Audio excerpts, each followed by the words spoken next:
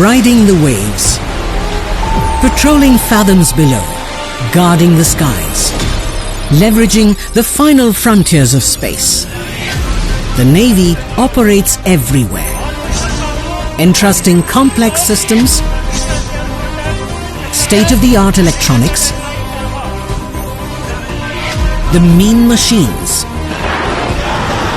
to a select band of personnel trained at the premier naval establishment, the technical powerhouse, INS Valsura. The house of fundamentals, to layers of concepts, sharpening skills, and leveraging technology. The final frontier, recognizing 80 years of yeoman service. A singular honor. On the 25th of March 2022, the President of India will award the President's Colour to INS Valsura, the sparks of the Indian Navy.